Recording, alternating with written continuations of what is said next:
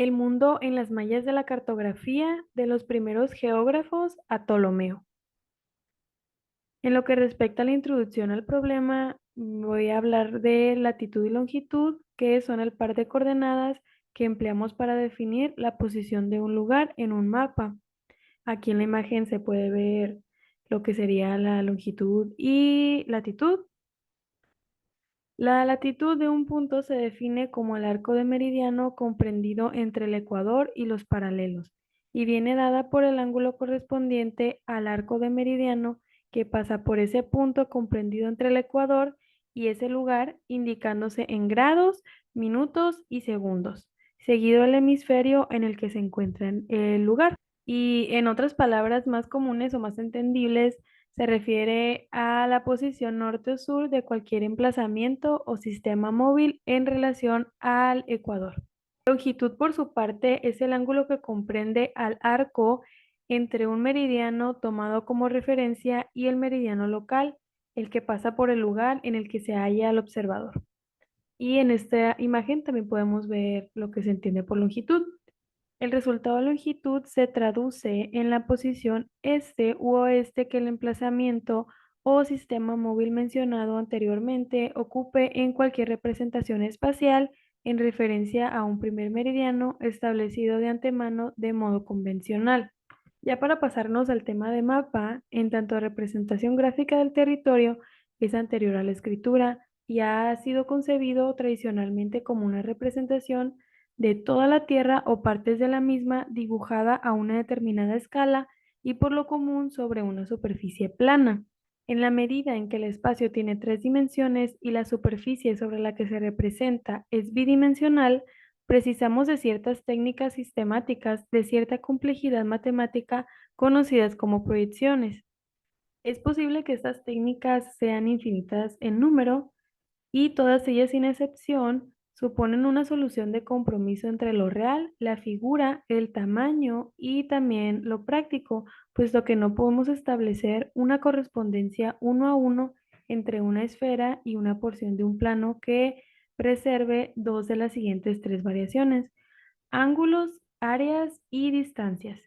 Esto implica que la mayoría de las veces que el cartógrafo busque la manera de eliminar en la medida posible o más bien minimizar algunas de las distorsiones que se producen a expensas de otras mayores de otro tipo, situadas normalmente en regiones que se estimen menos relevantes en función la selección de los ítems a representar.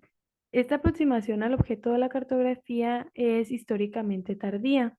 Antes, en sus orígenes, la geografía se abordó desde un triple enfoque, siendo los primeros los estudios particulares, que eran relatos de viajes terrestres y marítimos con fines eminentemente prácticos, que eran la expansión política y comercial. El segundo de estos enfoques sería el topográfico, cuya función venía determinada por la necesidad de alcanzar una mejor comprensión de los relatos históricos y míticos, en la medida en que se pretendía situar las acciones de los héroes y los dioses. Por último, tenemos el físico y matemático en cuanto se refiere a la forma de la Tierra y a su posición en el universo, así como la pertinencia de los métodos astronómicos para el cálculo de las distancias y la representación gráfica de las mismas. Y entre los primeros escritores que se interesaron por el estudio de la geografía, podemos encontrar poetas, historiadores, enciclopedistas y geógrafos propiamente dichos. Homero, por citar solo un ejemplo, es considerado por Estrabón como el fundador del estudio empírico de esta disciplina.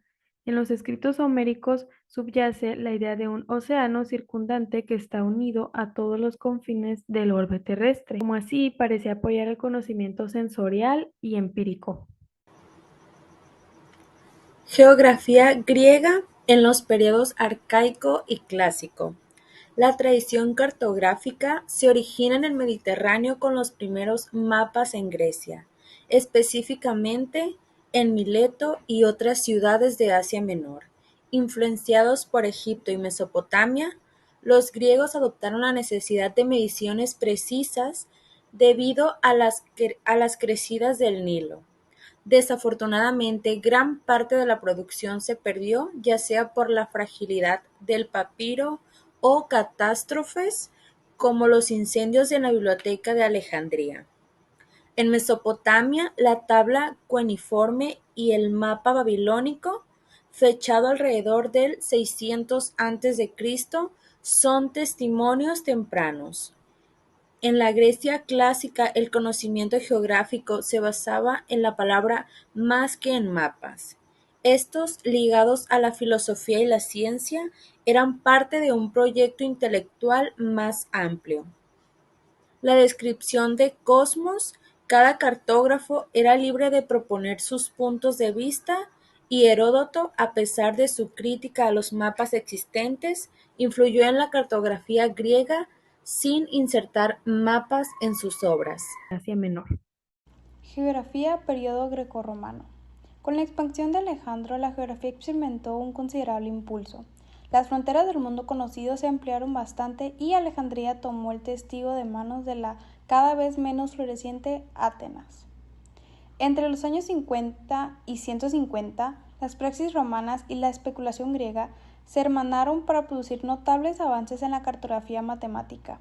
Aunque la barrera idiomática condujo a la existencia de vacíos sorprendentes y a una cierta lentitud en la asimilación de nuevos datos, únicamente se dibujaban mapas nuevos sobre la base de alguno puesto previamente en circulación, pero que se hacía eso de los datos extraídos de las tentativas anteriores. Autores como Aristóteles, Estrabón y Ptolomeo trabajaron sobre esta base, compartiendo todos ellos una misma metodología, caracterizada del modo siguiente: elección del trabajo de un autor precedente como punto de partida. Este autor de referencia proporcionada no solo un marco general, paradigmático si se quiere, sino también un conjunto actualizado de datos. Reconocimiento, en ocasiones explícito, de alguna de las virtudes del trabajo de su predecesor. La mayoría de las veces la información que entendían correcta era repetida sin más. Y por último, corrección de los errores, lo que justificaba la aparición de la nueva obra. En la medida en que la labor del cartógrafo no es tanto de creación cuanto de recopilación, podría afirmarse que el mapa alejandrino experimenta una pérdida del poder ontólogo respecto a su homónimo jonio del siglo VI. Como contraprestación a esta hipotética pérdida, manifestaría en su lugar un sólido compromiso con el ejercicio del poder político. En primer lugar, porque la geografía se torna una disciplina práctica al servicio de generales y estadísticas. Además, hay todavía un segundo sentido en el que la cartografía deviene de un instrumento de dominación, más sutil aunque quizá de mayor calado, y que se hace potente en la obra del afamado bibliotecario Erastótenes, en cuyo análisis nos detendremos. La herencia geográfica del bibliotecario Erastótenes. A diferencia de otros escritores que teorizaban en función de datos obtenidos de sus propios viajes, Erastótenes obtuvo la mayor parte de la información que manejó del ingente legado bibliográfico y documental que halló a su disposición en la Biblioteca de Alejandría, cuya dirección ejerció durante una época. A Erastótenes se le atribuye la teoría de las siguientes obras, ninguna de las cuales ha sobrevivido: de la medición de la Tierra, Memorias geográficas y Hermes, un poema geográfico, pero de mayor importancia para nuestros intereses son sus memorias, obra estructurada en 3 partes bien diferenciadas. La primera parte de esta obra viene a ser una especie de introducción histórica al problema de la geografía que, en términos de Aristótenes, equivalía a geometría. En ella se remota a Homero y Hesiodo, explicando la aparición gradual de la concepción de la esfericidad de la Tierra. Revisaba viejas ideas sobre el tamaño de la misma, la proporción de áreas terrestres y la marítimas, el tamaño y las formas del mundo habitado, el océano circundante y las inundaciones del Nilo. En la segunda parte desarrolla la geografía matemática subordinándola a la descripción de la Tierra y del mundo habitado. Descripción basada en la esfericidad del planeta, estableció y midió las zonas geográficas dependiendo de la medición de la oblicuidad de la eclíptica, la coexistencia de marcas y corrientes en todas las partes parecía confirmar la vieja hipótesis de la existencia de un único océano circundante. Y por último, la tercera. La tercera parte del tratado estaría dedicada curiosamente a los mapas y a la geografía llamada descriptiva de los diferentes países. Como aproximación de los tamaños y formas del mundo, Eratóstenes aceptó el esquema de Dicarco de protoparalelos y protomeridianos, aunque fue algo más allá del dividir el mundo habitado mediante dos líneas perpendiculares que se intercalaban sobre Rodas, lugar donde se erigía un antiguo observatorio. Estrabón, la geografía como saber no democrático. La geografía de Estrabón, escrita entre los años 9 y 5 a.C., ofrece un enfoque crítico hacia la obra de Eratóstenes. Estrabón considera que la geografía implica un conocimiento interdisciplinario y erudición reservando para filósofos y estadistas. Compuesta por 17 libros, destaca la importancia dada por Estrabón a la coreografía, mientras reintroduce la tradición literaria en la geografía. A diferencia del análisis matemático de Eratóstenes, Estrabón considera que la geografía implica un conocimiento interdisciplinario y erudición reservado para filósofos y estadistas. Su visión del mundo habitado en forma de isla como dimensiones específicas muestra un compromiso ideológico y político más pronunciado que el de Eratóstenes, destacando la importancia de regiones bien habitadas para el intercambio y las relaciones. El conocimiento geográfico en manos de una élite política e intelectual sirve para satisfacer intereses específicos. La geografía se reintegra en un proyecto cosmológico, Ptolomeo. La necesidad de un proyecto integrador como requisito previo a toda empresa geográfica tuvo continuidad en la obra de Claudio Ptolomeo, quien redactó su manual de geografía a partir de la corrección del mapa del mundo de Marino de Tiro. Entendía Ptolomeo que la geografía, en tanto ciencia, es una imitación del mundo conocido y sus características. Delinea dichas características, incluyendo las ciudades más grandes y villas, las cadenas montañosas, los principales ríos y especialmente las líneas costeras que marcaban los contornos de las tierras a representar. Tanto la astronomía como la geografía serían partes de una única ciencia racional y ambas estarían estrechamente relacionadas. Por ello se exige en un primer momento desentrañar la forma de la Tierra, así como su tamaño y posición dentro del universo. Ptolomeo estableció los datos ocasionalmente a partir de observaciones y datos astronómicos y con más frecuencia a partir de las descripciones de viajeros y de las estimaciones de distancias y rumbos. Para ello emplea un sistema doble. Fija la latitud teniendo como referencia la duración de la luz diurna en el solsticio de verano, concepto tomado de Hiparco, y la longitud exclusivamente por tiempo, comparando la hora local a partir de un primer meridiano que sitúa de modo arbitrario al oeste del mundo conocido, coincidiendo con la situación de las islas afortunadas. La ausencia de un punto fijo que pudiese servir de referencia más o menos estable para el cálculo de la longitud obligó a Ptolomeo a trabajar sobre la base de los informes y relatos de viajeros, con mucho menos precisos que los datos que se podía obtener mediante el empleo de métodos estrictamente científicos. No obstante, apuntaba a la superioridad de estos últimos, recomendados especialmente su uso, aunque finalmente optó por una variante que se trataba de la construcción de un meteoroscopio. Y ese instrumento estaba basado en la esfera armillar, aunque con un mayor número de esferas circundantes, en concreto 9. De este modo compensaría la escasez de fenómenos astronómicos de referencia para calcular de un modo preciso la posición de cada emplazamiento. Ptolomeo, al igual que tantos otros, buscaba representar únicamente el mundo conocido, asumiendo una concepción del mundo profundamente influenciada por el esquema aristotélico de las regiones habitables en función de los climata. A juicio de Ptolomeo, existían dos maneras básicas de cartografiar el mundo.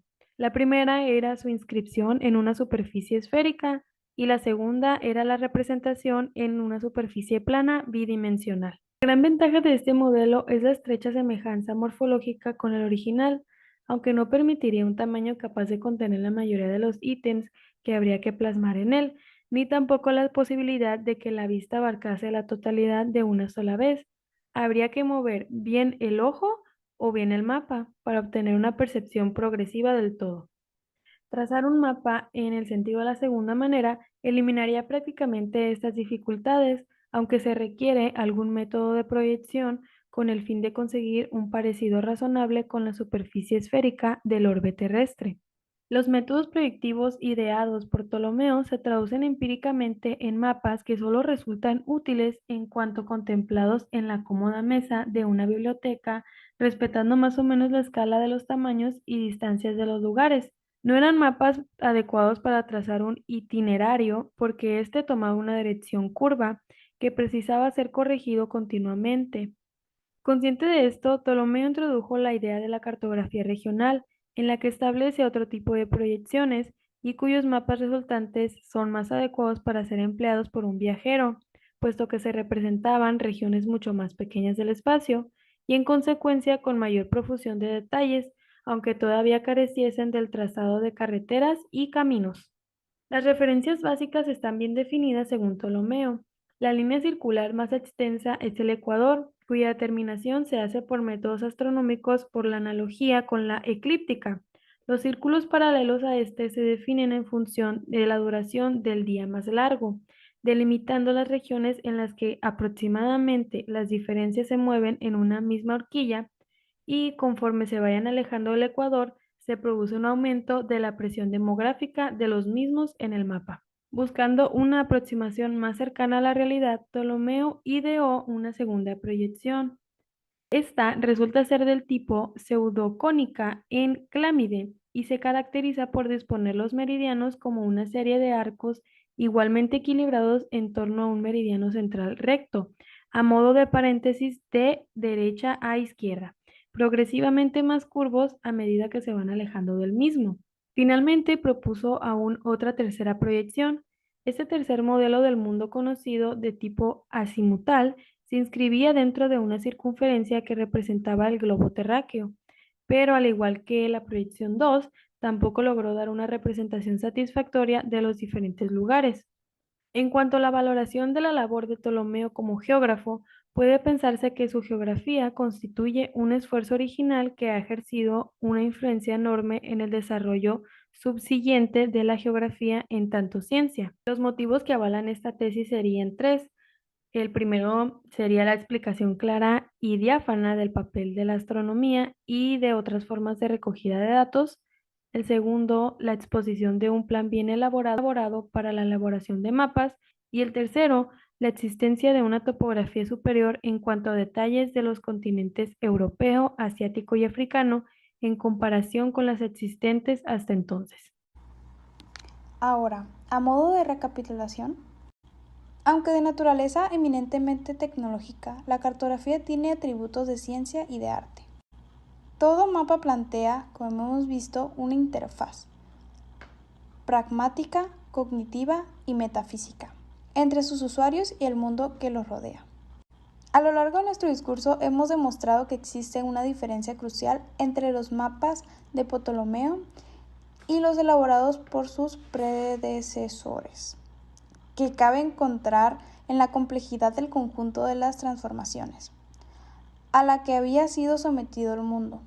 Pese a la sofisticación matemática de las técnicas de proyección, los mapas resultantes eran relativamente fáciles de reproducir para alguien versado en tales técnicas. A pesar de las líneas maestras de nuestro discurso, se ha ido desarrollando en sentido cronológico, más que un desarrollo gradual y acumulativo de aproximaciones al oficio de geografía, lo cual puede ponerse en duda si nos parece evidente que es el núcleo axilógico fundamental lo que se hereda de una generación a otra de geógrafos. Los primeros que mostraron intereses cartográficos se situaban en el centro del mundo, situados el resto de los márgenes. Los alejandrinos anteriores a Ptolomeo elaboraban su marco básico de referencia teniendo como referencia prendas militares, Ptolomeo asume aséptica y espontáneamente estos valores, aunque subsumidos en el marco de un proyecto globalizador al que supeditan. Es por ello que la geografía, especialmente en su vertiente más técnica, la cartografía, nos ha demostrado históricamente relegada al papel de hermana pobre de la astronomía.